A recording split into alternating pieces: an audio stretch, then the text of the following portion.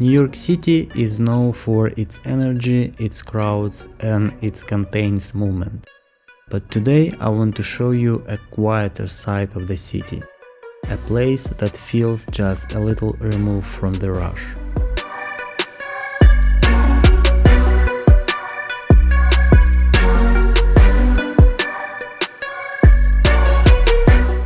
To get there, we are starting in Manhattan and taking one of the most unique commutes in New York, the tram. As the city slowly drifts away beneath us, the skyline opens up.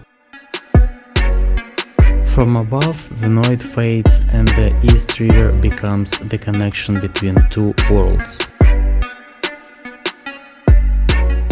In just a few minutes, we arrive somewhere that feels surprisingly calm, Roosevelt Island. Stepping off the tram, the pace immediately changes. The streets are quieter and air feels different. You can still see Manhattan and Queens on both sides, but here everything feels more intentional.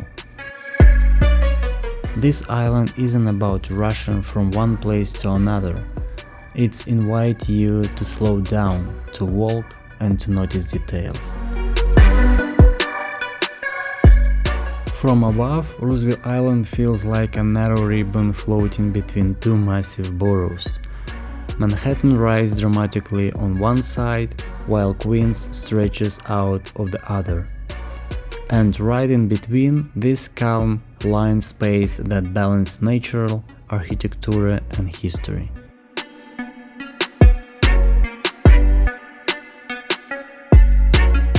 Walking north, the islands transform again. Here, modern architecture takes over. The campus of Cornell Tech feels futuristic, clean, and open. Glass, steel, and sustainable design blend with wide paths, benches, and open spaces.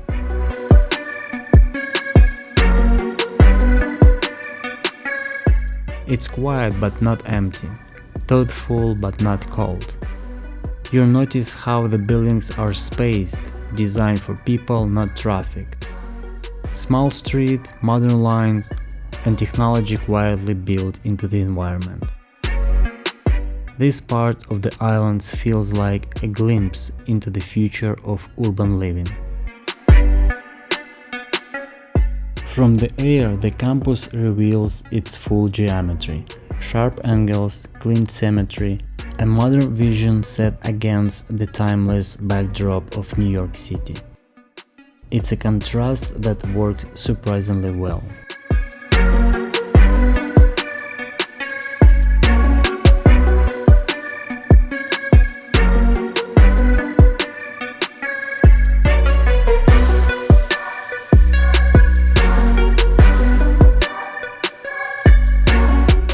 Nearby, I passed the FDR Hope Memorial.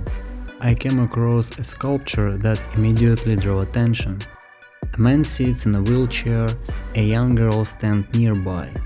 There is something powerful in how still they are, yet how much they seem to say. It feels like a quiet moment frozen in time. Whether it's about care, memory, or resilience, the sculpture invites interpretation. And maybe that's the point, to pause, reflect, and feel something without needing words.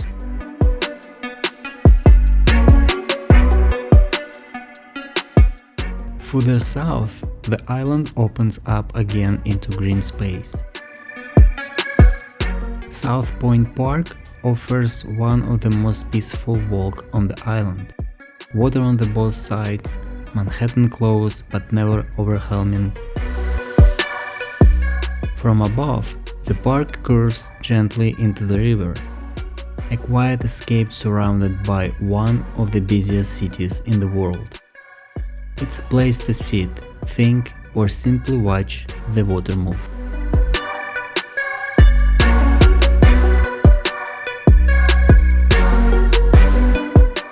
At the southern tip of the island, the landscape changes once again. The Franklin D. Roosevelt for Freedom State Park feels more like a monument than a park. Strong lines, open space, and direct view toward Manhattan. From the drone, the symmetry becomes clear. Every angle attentional, every path leading forward. It's a powerful place, not because it demands attention, but because it allows space for thought. Heading back along the opposite side of the island, the mood softens again. Residential buildings line the river, windows face the water. Life here feels calm, routine and grounded. This side of Roosevelt Island feels lived in. Less about landmarks, more about everyday moments.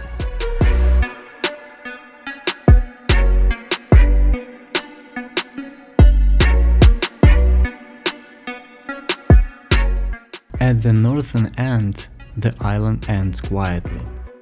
From above, the Roosevelt Island Lighthouse stands as a simple landmark, surrounded by water and sky.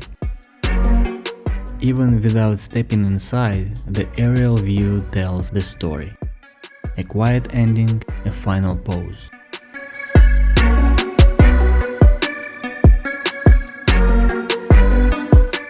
Roosevelt Island isn't loud. It doesn't try to impress, and maybe that's what makes it special. It's a place between places, where the city slows down and space opens up for reflection. Thanks for walking with me, and I will see you in the next journey.